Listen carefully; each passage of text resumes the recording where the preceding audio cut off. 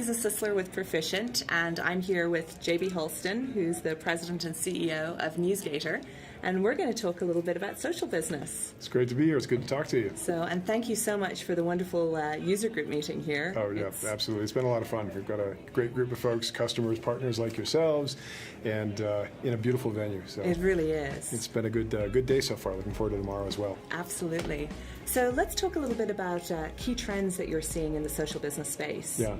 There are a bunch of them, but I think probably three that I'd call out first. One is that the pace of change on the consumer social networking side isn't slowing down. We have a lot of conversations with folks who say, well, once Facebook hits 865 million and everyone's got an activity stream or a news feed, we're done. There won't be a whole lot more change. And as I was talking about this morning, that couldn't be less true. And we were talking this morning about Pinterest, right, which came out of nowhere. And I saw your tweet on that, which was great. But we polled the audience. We said, how many of you have heard of Pinterest or used Pinterest? Right, about 10% of the audience says that. 90% of those are women. And yet, if you look at the ComScore data for January of this year, it's the fastest growing and the third largest social network on the internet in the U.S. right now. So, and that came out of nowhere, right? So the pace of change on the consumer social network side, which is really what's driving demand for enterprise social as well, because folks go to work or folks think of themselves as in a work kind of mode, and they say, well, I just want to interact with folks the way that I do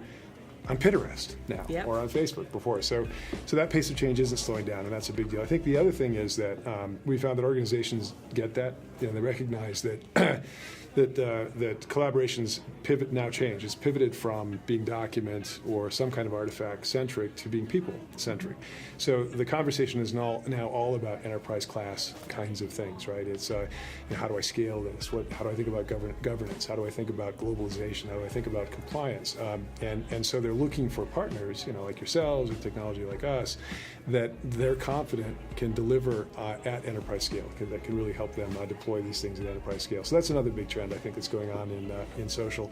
And then I guess the third one is that there's a bunch of technology shift still ahead of us, right? So we talked this morning about things like Metro as a UX, and if you think about tablets, you think about Windows 8, which is now in consumer preview, had 1 million downloads overnight or something crazy like that, right? When you think about the whole sort of UI and UX and method by which folks are going to be interacting around a ton of content, they're going to be huge changes.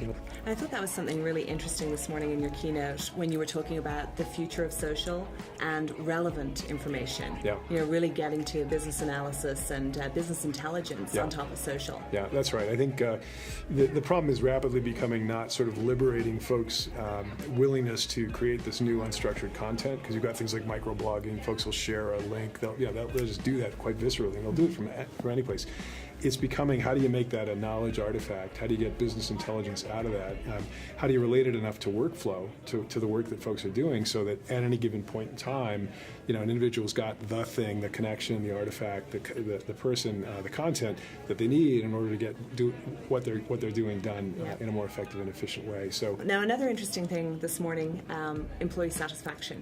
One of the top 3 reasons for social. I've been very surprised, very, very pleasantly surprised at how many of our customers, our large customers, and I mentioned eBay this morning because they're one of the ones who've been public about this, are actually tracking as a key metric the success of these social business deployments, changes in employee satisfaction. And they're using very structured methods to do that. There are some third-party organizations that have methods for doing this, and a lot of large organizations subscribe to.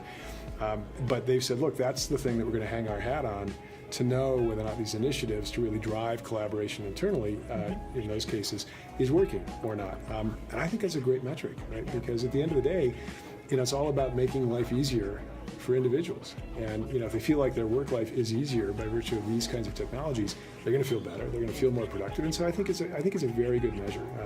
But both Accenture and eBay are using that as a very specific metric of success for these deployments. And those are huge organizations growing very rapidly that are very successful and pretty cutting edge. That's great. That's fantastic.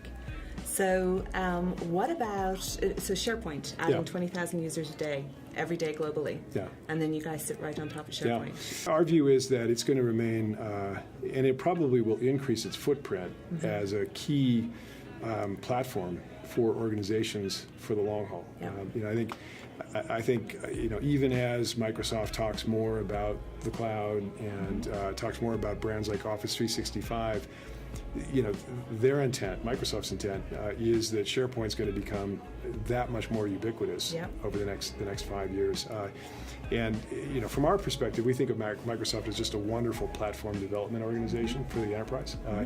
And then our task ends up being developing on top of that in ways that add a lot of value that we can do at a pace and with an acuity that they're just not in a position to do. And that works really well. That's been their model forever, right? 95%, or as Ballmer would say, 105% right, of their revenue comes from the channel. Increasingly, I think that'll come from ISVs, interestingly, not resellers and VARs and folks like that. It's going to be folks who are adding value in some fashion off of their offerings. So SharePoint's a really key part of all that, and it's going to be a really key part. Interestingly, though, you and I were talking about it before, there are other technologies that they've got that we've seen take off to a significant degree, so for which we've done some integrations because it makes a lot of sense in these contexts, like Link. Yeah. Right? Where the use case there is you've got someone who wants to have an immediate conversation about something, right?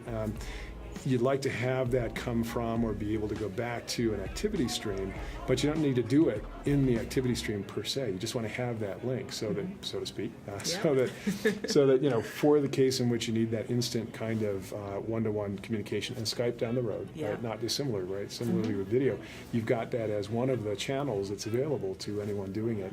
So SharePoint is a really key platform for a lot of these things going forward, and then you're going to see increasing delivery from platforms out of the sky like Azure. Yep. Right? Where folks have a deployment that isn't necessarily on-prem, but want to add a lot of value to whatever it is that they're getting out of the Microsoft stack that hasn't necessarily come to them from on-prem. Services out of something like Azure are a great value-added way to do that. Exactly, and you just hit all our key focus areas. Well, there you go. So thanks just because you're so proficient. There you go. That's right. Great. Well, JV, thank you so much for talking to me today. It's good to talk to you. I really appreciate it, and we very much appreciate the Partner of the Year award too. So congratulations. Well deserved. You folks are terrific. Congratulations on the Point Bridge Perficient combination. That's going to be a powerful one. We're thrilled. It's exciting. Great. So thank you. Thank you, Liza.